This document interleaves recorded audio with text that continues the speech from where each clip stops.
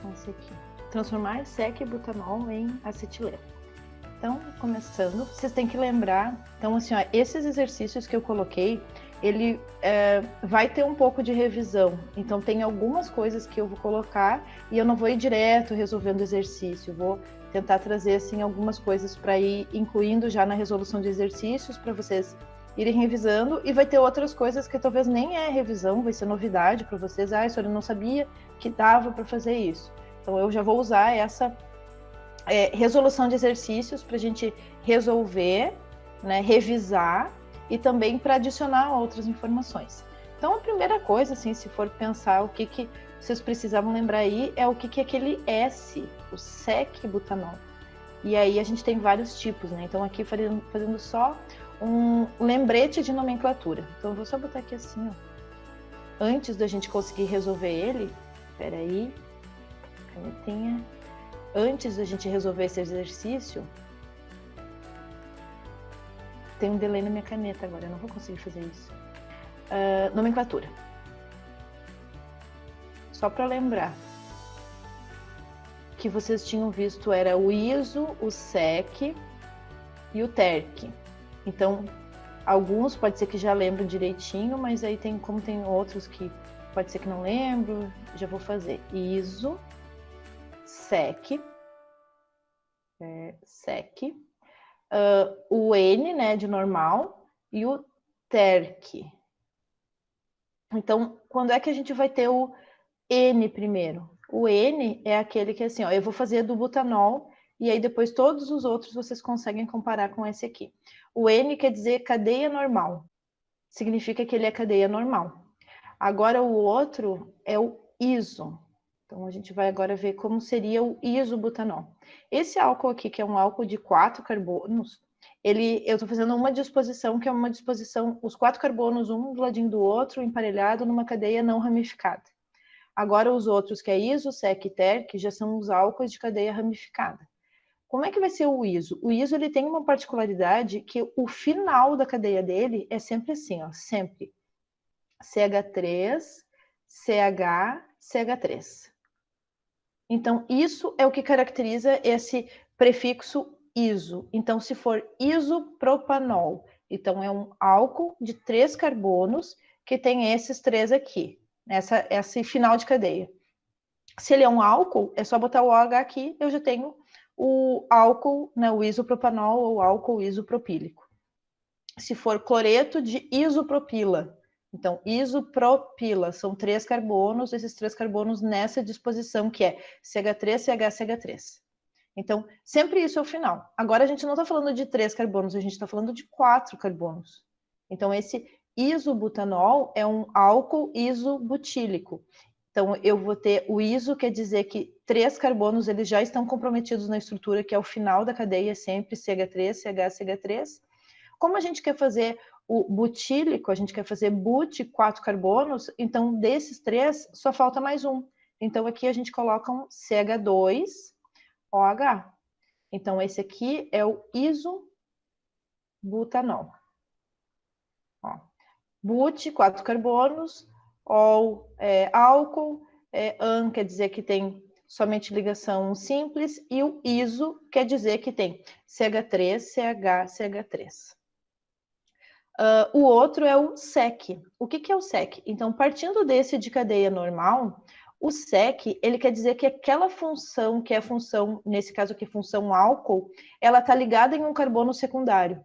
Então, com esses 4 carbonos, como é que a gente faz para esse carbono ser secundário? A gente pega um desses carbonos aqui, e ao invés de ficar todos esses carbonos em linha reta, né, numa cadeia normal, então o SEC-butanol, ele também é um ramificado, em que o carbono da hidroxila é um carbono secundário.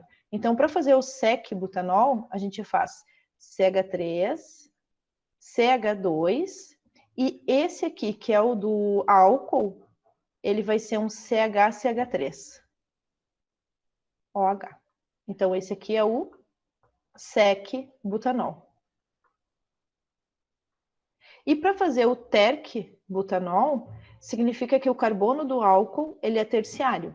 Então, vamos lá. Esse carbono do álcool aqui, para ele ser terciário, ó, carbono do álcool é terciário. Então, ele vai ter que estar ligado aqui com carbono, ele vai ter que estar ligado aqui com carbono, e ele vai ter que estar ligado aqui com carbono. E daí ele é um terciário. Então, com o prefixo terc, só tem a partir de butanol. Não existe terc-propanol, porque propil só tem 3 carbonos, e o terc quer dizer que aquele carbono do álcool está ligado a outros 3. Então, ele tem que ter pelo menos 4 carbonos. E esse aqui é o terc-butanol, que é o álcool no carbono terciário, certo? Então, assim, ó, isso aqui é só então para vocês lembrarem, né, a diferença entre esses prefixos que a gente usa. Se fosse N-pentanol, então são 5 carbonos, a gente colocaria um CH2 a mais no N.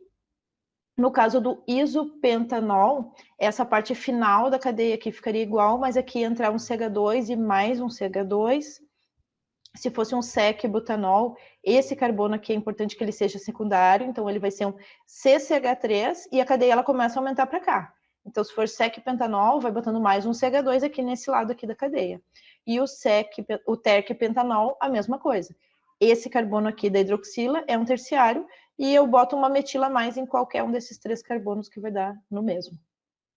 Certo?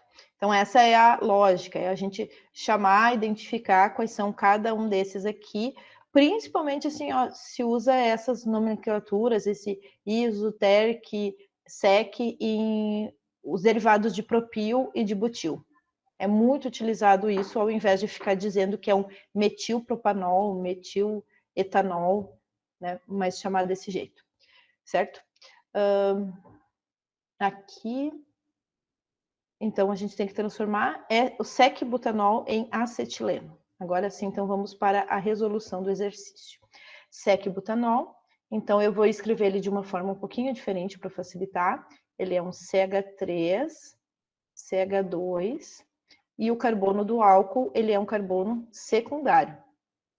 Então, esse aqui é o sec-butanol, é a mesma coisa. Eu vou ter que transformar ele em acetileno.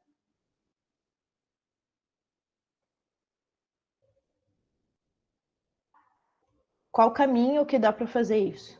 Então, dentro da ideia de primeiro a gente traçar uma estratégia. Estratégia, rascunho, vocês chamam do nome que vocês quiserem, tá? Eu posso pegar esse álcool, olha só, a gente está partindo de um álcool que tem 4 carbonos e eu quero chegar em um alcino com 3 carbonos. Então, eu vou querer cortar essa cadeia pela metade, certo? Então, uma das coisas que a gente pode ver é como transformar esse álcool em alguma coisa que depois eu posso quebrar essa cadeia. Uma das possibilidades é a gente transformar esse álcool aqui em alceno. Se a gente transformar ele nesse alceno aqui, eu consigo depois fazer uma oxidação energética e quebrar a cadeia, certo? Daí eu vou transformar em quê? Como ele está simétrico, eu vou ter 2 vezes o ácido acético, CH3COOH. Sempre que a gente consegue fazer o ácido acético, a gente tem que pensar nas possibilidades. Eu posso fazer transformar esse ácido acético em um alcano com 2 carbonos. E eu posso transformar ele em um alcano com um carbono. Se eu usar aquele método, que é o método da cal sodada, que primeiro eu neutralizo, depois eu boto cal sodada, sai toda essa parte do carboxilato, né, do ácido carboxílico, e sobra um metano. Agora, se a gente usar HI, a gente fica com 2 carbonos. Então, eu vou optar por esse método, que é o método de Berthelot, para ficar aqui com CH3, CH3. Agora, a gente quer chegar a esse CH3 nesse alcino aqui. Como é que a gente pode fazer? Alcano não tem muita possibilidade de reação. Se chegou no alcano, o que dá para fazer com o alcano é halogenar ele. Se a gente quisesse fazer um alceno, eu colocar um halogênio seria suficiente. Eu boto um Cl e vai reagir com... se eu colocar um Cl, reage com KOH alcoólico e faz o alceno. Nesse caso, a gente quer um alcino. Então, já vou fazer uma reação que vai ser transformar isso aqui em um dialeto. E aí, esse dialeto eu consigo transformar em CH tripla CH. Certo? Então, esse vai ser o caminho que a gente vai fazer. Agora vai ser a resolução. Primeira reação, desidratação. Então, CH3, CH2, CHOH, alumina ou ácido sulfúrico, a quente vai dar o alceno. Lembrando que o alceno que vai formar é esse aqui, é o but2-eno, porque segue a regra de Markovnikov, mais H2O. Sai o hidrogênio do carbono menos hidrogenado, então por isso que sai desse carbono vizinho aqui, e não vem aqui para a ponta com esse CH3, não é esse aqui, esse CH3 que perde o hidrogênio, mas é esse aqui, que é o carbono vizinho. Próxima etapa é oxidação. Então, na oxidação que a gente vai fazer, ela é uma oxidação energética.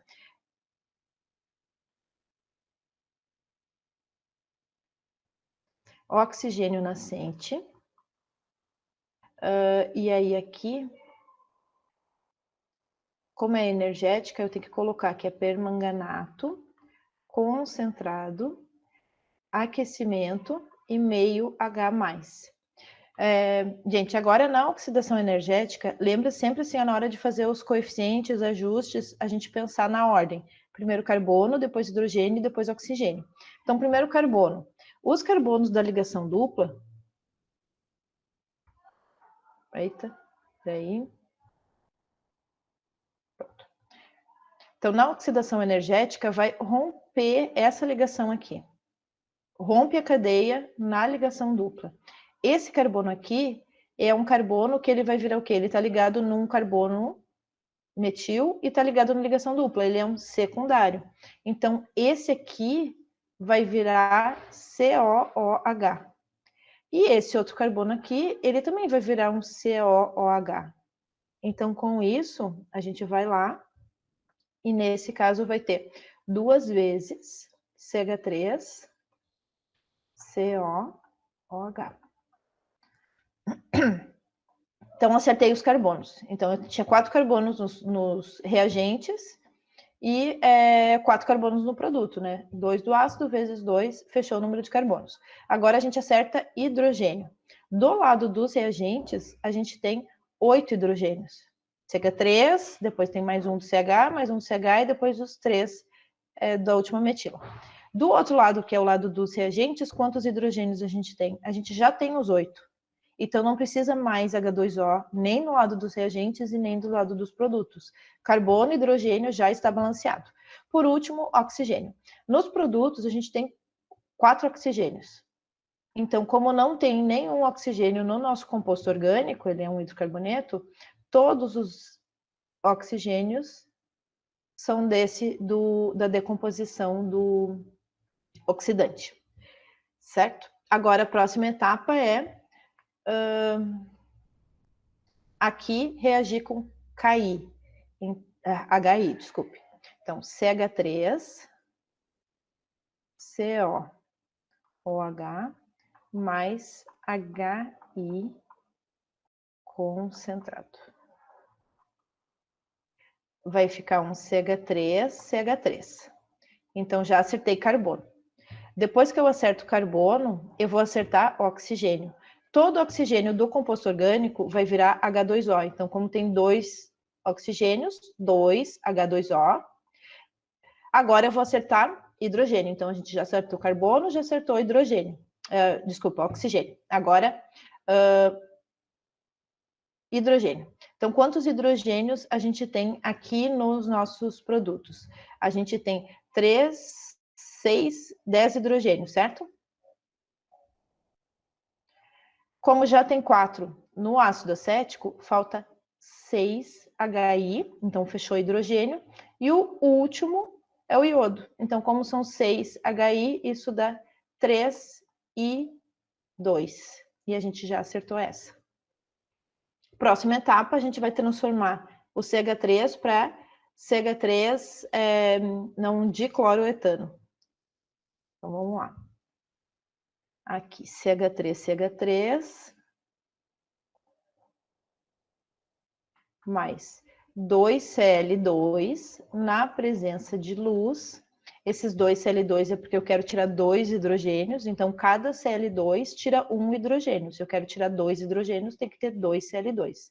Então vai ficar CH3, CHCl, Cl, mais 2 HCl. Então, os 2 hidrogênios que a gente tirou vai virar 2 HCl. E a última reação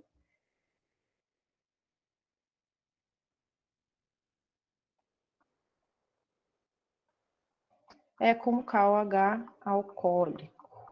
A gente vai fazer uma desalogenação, transformar em alcino. Se a gente vai transformar em alcino, o carbono que tem os 2 cloros pode ser assim, ó, um cloro em cada um, ou pode ser os 2 no mesmo carbono.